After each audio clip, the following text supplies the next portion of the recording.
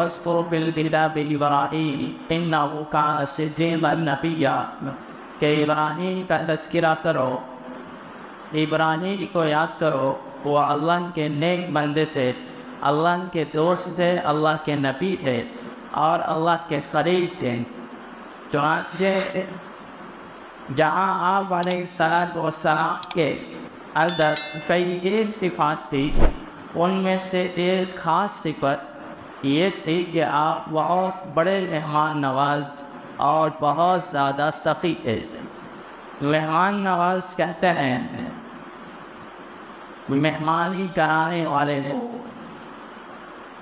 کہ جس کے یہاں مہمان آئے تھے اور ان کی اچھی طرح خاطر تواضع کرے، ان کا بہترین سے خیال رکھے اور ان کی تمام ضروریات کو پوری کرے۔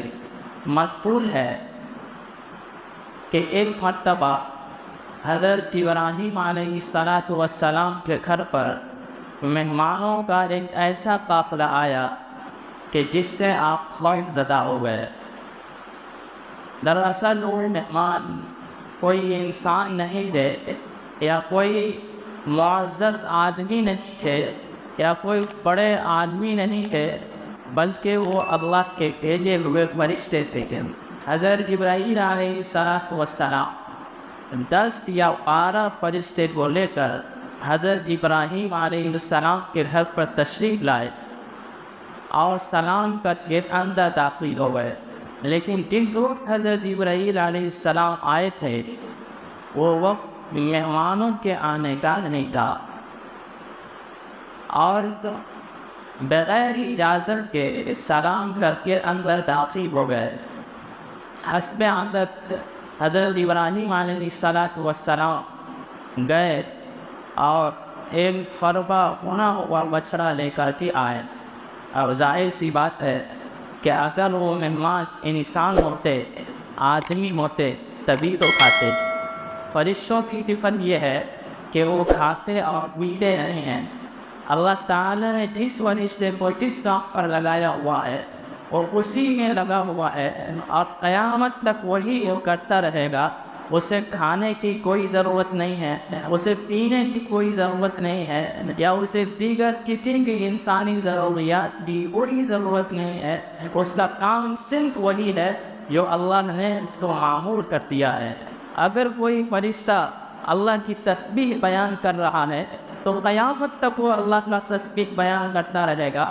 اگر کوئی سجدے میں ہے تو سجدے میں پڑا ہوا ہے، کوئی اللہ کے سامنے کھڑا ہے تو وہ کھڑا ہے مستقل، اور اگر کوئی اللہ کے سامنے جھکا ہے تو وہ مستقل جھکا ہوا ہے۔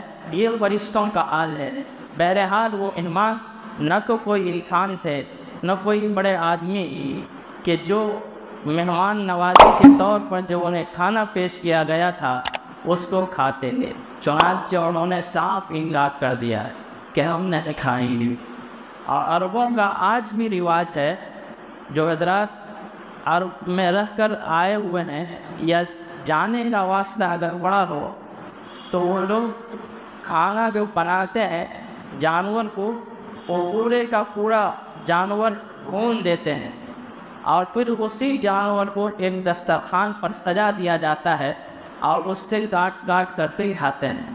تو اسی طرح حضرت ابراہیم علیہ السلام نے ایک بچڑا بھون کر کے ان کے سامنے پیش کیا تھا، اور چونکہ وہ انسان نہیں تھے، فرشتے تھے، اس لیے انہوں نے کھانے سے انکار کر دیا۔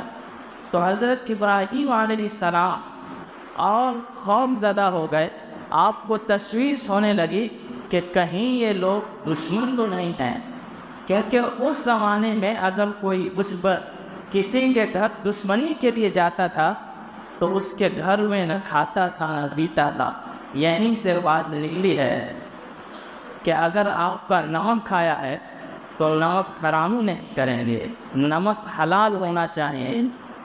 اور یہ بات 20-25 سال پہلے تک یہ رواج تھا کہ اگر کسی نے کسی کے گھر کا نمک کھایا ہے تو اس گھر والے تو کسی طرح کا کوئی دھوکہ نہیں لیتا تھا، اسے کوئی کسی طرح کی پریشانی میں مبتلا نہیں کرتا تھا، کوئی نقصان نہیں پہنچاتا تھا۔ لیکن آج زمانہ یہ ہے کہ کھانے میں زہر ملا کر کے دیا جاتا ہے، کھانے پر بلایا جاتا ہے اور اس میں زہر دیا جاتا ہے۔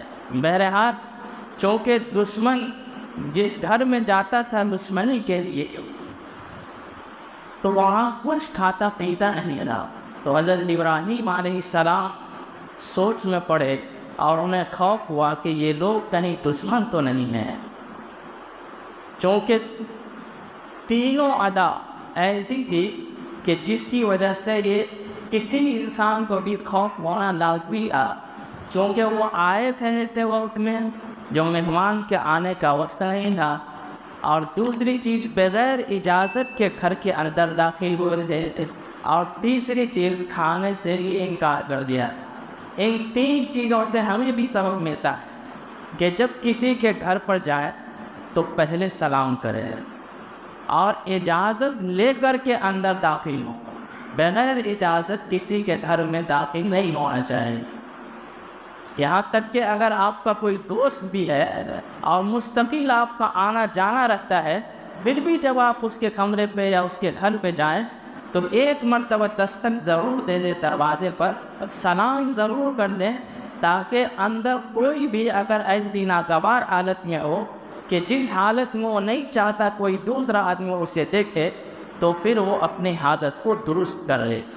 میرے ہاتھ حضرت جبرائیل علیہ السلام نے جب یہ دیکھا کہ حضرت ابراہیم علیہ السلام خوف زدہ ہو رہے ہیں، ہم سے ڈر رہے ہیں، اور انہیں ایسا لگ رہا ہے کہیں ہم دشمن تو نہیں ہیں، تو حضرت جبرائیل علیہ السلام تھوڑی عرض کر دیا، اے اللہ کے نبی، آپ خوف زدہ نہ ہوں، آپ ہم سے مت ڈریے، ہم اللہ کے بھیجے ہوئے فرشتے ہیں، اور ہم دو کام سے آئے ہیں۔ ایک کام وہ یہ ہے، ہمارے کھانے کا مقصد یہ ہے کہ اللہ تعالیٰ نے ہمیں اس لیے بھیجا ہے کہ میں آپ کو بشارت دوں کہ آپ کو اللہ تعالیٰ ایک علم والا فرزند، ایک علم والا بردبار حلیم بیٹا عطا کرے گا، کیونکہ ہم سب جانتے ہیں کہ حضرت ابراہیم علیہ السلام کو بڑھاپے کی عمر تو کوئی اولاد نہیں تھی۔ بہرحال یہ بات جب آئے گی اس وقت دیکھیں گے۔ اور دوسرا کام اس لیے ہم کو بھیجا گیا ہے کہ حضرت لوط علیہ السلام کی قوم پر ہم عذاب لے کر کے آئے ہیں۔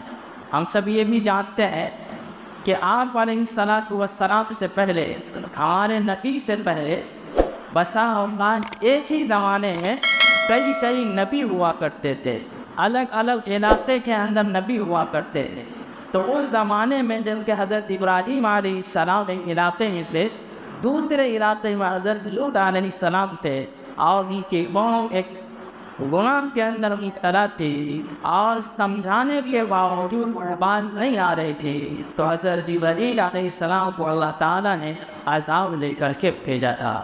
بہرحال اس سے پتہ یہ چلا کہ حضرت ابراہیم علیہ السلام اتنے زیادہ مہمان نواز تھے۔ حضرت عمر بن خطاب رضی اللہ عنہ روایت کرتے ہیں کہ شہنشاہ دو عالم صلی اللہ علیہ وسلم کا ارشاد ہے کہ میرے دوست یعنی حضرت جبرائیل علیہ السلام کو اللہ تعالیٰ نے حضرت ابراہیم علیہ السلام کی طرف یہ پیغام دے کر کے بھیجا کہ میں نے آپ کو اپنا خلیل اس لیے نہیں بنایا ہے کہ آپ بہت زیادہ عبادت گزار ہیں۔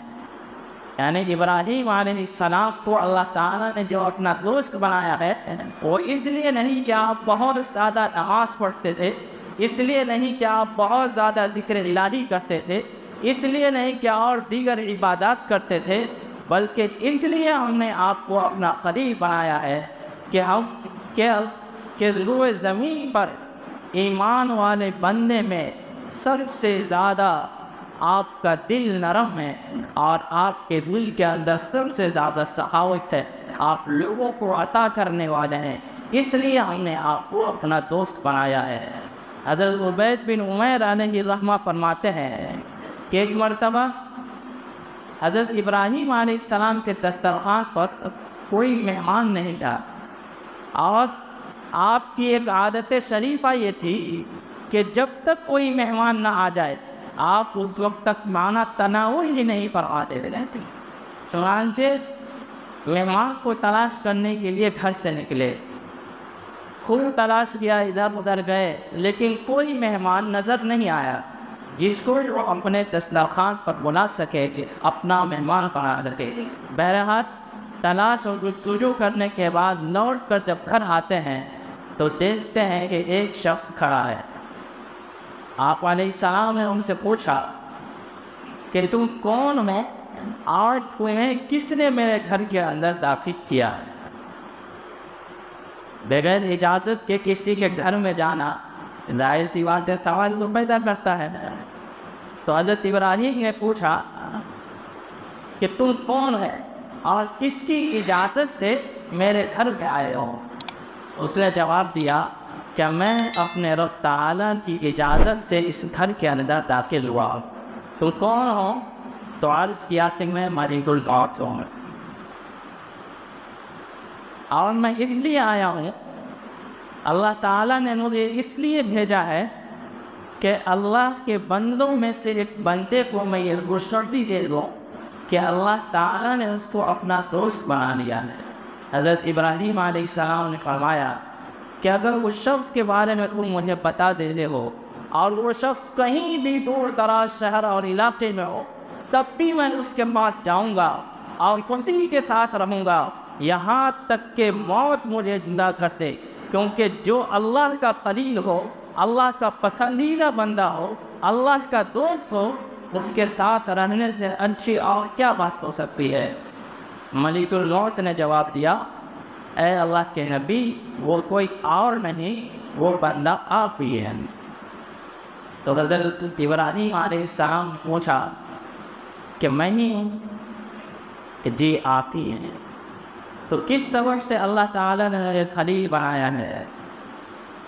ملک الموت نے جواب دیا کہ اللہ تعالیٰ نے آپ کو جو اپنا دوست بنایا ہے وہ اس لیے کہ آپ بہت زیادہ مہمان نواز ہیں، آپ بہت زیادہ لوگوں کو عطا کرنے والے ہیں، آپ سخی ہیں اور لوگوں کے درمیان سخاوت بانٹتے ہیں، کسی سے سوال نہیں کرتے۔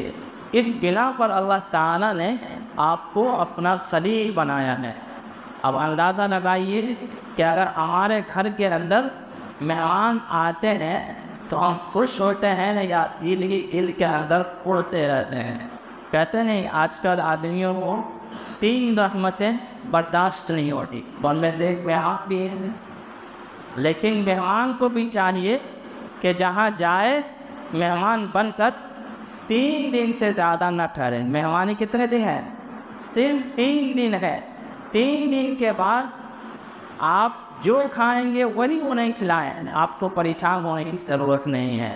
مہمان کو چاہیے کہ 3 دن سے زیادہ نہ ٹھہرے تاکہ گھر والوں کو تکلیف نہ ہو، کیونکہ یہ بات یہاں پر آ گئی اس لیے بتانا ضروری ہے۔ تو مہمان کو بھی چاہیے کہ اس بات کا خیال رکھے اور جس کے گھر پر مہمان ہوا ہے اسے بھی پریشان ہونے کی ضرورت نہیں ہے۔ اپنے استطاعت کے بقدر اس کی جتنی خاطر اور تواضع ہو سکے اسی خاطر اور تواضع کرے۔ خاطر تواضع کا مطلب یہ نہیں ہے کہ آپ دسترخوان پر 1000 بلڈنگ کے کھانے لگا دیں۔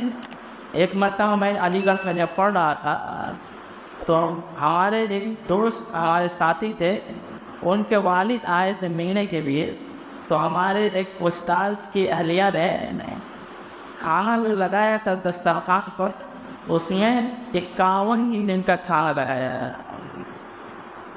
51 قسم کا کھانا، 15-20 قسم تک اس میں روٹیاں نہیں تھی۔ بہرحال وہ بڑے معزز مہمان تھے اس لیے ان کا اس صدر اکرام کیا گیا۔ لیکن خاطر تواضع اور اکرام کا مطلب یہ نہیں ہے کہ آپ دسترخوان پر 10 اور 20 قسم کے کھانے لگائیں۔ خاطر اور تواضع اس کو کہتے ہیں کہ آپ کی ذات سے اس کو تکلیف نہ پہنچے گی، یا ہو سکے تو ان کے لیے ایسی چیزوں کا انتظام کریں کہ جس سے ان کو تکلیف نہ پہنچے۔ مثال کے طور پر ایک آدمی آپ کے یہاں مہمان ہوا لیکن اس کو شوگر ہے اور آپ کو 10 طرح کے مٹھائی لا کر کے رکھتے ہیں، تو یہ اس کی خاطر تواضع ہے یا اس کو ڈبل میں پہنچانے کا انتظام ہے؟ ایسے سمجھ سکتے ہیں۔ تو بہرحال اس کا ادب اور احترام کرنا، اس بات کا خیال رکھنا کہ انہیں کسی بھی طرح کی کوئی تکلیف نہ ہو، یہ مہمان نوازی کا اعلیٰ درجہ ہے۔ بہرحال حضرت ابراہیم علیہ السلام کی بات چل رہی تھی۔ آپ علیہ السلام بہت زیادہ مہمان نواز تھے، بہت زیادہ سخی ہے، اور بہت زیادہ اللہ کا ذکر کرنے والے تھے۔ ایک صفت آپ کے اندر یہ تھی کہ آپ اللہ تعالیٰ کا ذکر کثرت سے کرتے تھے۔ اللہ کا ذکر کیا ہے؟ اللہ کا ذکر ہر وہ کلمات ہے کہ جس کے اندر اللہ کی تعریف بیان کی جائے۔ مثلا الحمدللہ کہہ رہا ہے، یہ بھی اللہ کی تعریف ہے۔ کوئی آدمی سبحان اللہ کہہ رہا ہے، یہ بھی اللہ کی تعریف ہے۔ کوئی لا الہ الا اللہ کہہ رہا ہے، یہ بھی اللہ کی تعریف ہے۔ کوئی اللہ اکبر کہہ رہا ہے، یہ بھی اللہ کی تعریف ہے۔ کوئی سبحان اللہ و بحمدہ سبحان اللہ العظیم کہہ رہا ہے، یہ بھی اللہ کی تعریف ہے۔ کوئی سبحان اللہ والحمدللہ واللہ اکبر کہہ رہا ہے، یہ بھی اللہ کی تعریف ہے۔ اور اگر کوئی مستقل قرآن پڑھ رہا ہے، یہ بھی اللہ کا ذکر ہے، کیونکہ اس کے اندر بھی اللہ کی تعریف ہے۔ اور جس چیز کے اندر اللہ کی تعریف بیان کی جائے وہ اللہ کا ذکر ہے۔ اور حدیث کے اندر تو آتا ہے کہ سب سے بہترین ذکر تلاوت اللہ ہے۔ اللہ تعالیٰ کے قرآن کی تلاوت کرنا ہے، قرآن کریم کو پڑھنا ہے۔ معقول ہے کہ حضرت خالد بن میدان رحمۃ اللہ علیہ کی روایت ہے، فرماتے ہیں کہ جب حضرت ابراہیم علیہ السلام کے سامنے انگور پیش کیا جاتا تھا تو آپ اس میں سے ایک ایک دانہ اٹھا کر تناول فرماتے تھے اور اللہ کا ذکر ساتھ میں کرتے تھے۔ اس قدر اللہ کے نبی حضرت ابراہیم علیہ السلام اللہ کا ذکر کرنے والے تھے۔